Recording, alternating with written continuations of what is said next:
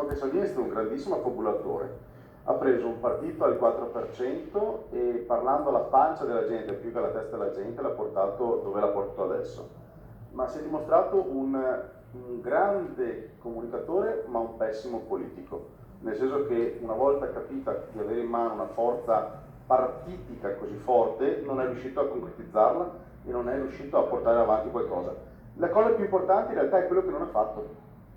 Cioè, non ha fatto quello che aveva promesso durante la campagna elettorale, la tax e autonomia. Allora, io so che ci sono stati circa 5 milioni e passa di persone tra Veneto e Lombardia che hanno votato un referendum. In Veneto il 98,1% di quelli quali sono andati a votare hanno votato sì all'autonomia. Il governo non è caduto sull'autonomia, il governo è caduto su che cosa? Sulla TAV? Forse? È caduto su che no? In realtà su che no è caduto? Perché? I 5 Stelle si sono piegati a 90 sulla TAV, perché hanno accettato anche la mozione del PD quando è stata approvata. Hanno fatto un po' di cagnaretta ma l'hanno approvata.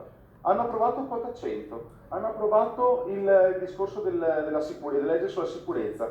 Quindi su che cosa è caduto il governo? È caduto sulla vanagloria di Salvini fondamentalmente, ma non certo sui no, perché in realtà i sì sui quali Salvini doveva puntare i piedi e veramente incazzarsi se non ci fosse stato qualcosa di positivo, ovvero sia l'autonomia o la flat tax, non se ne è parlato. A tutt'oggi, quando si sente Salvini parlare a varie conferenze che sta facendo adesso dicendo che su tutti quanti brutti e cattivi, senza ricordarsi che siamo in una democrazia parlamentare, okay, mai nomina l'autonomia.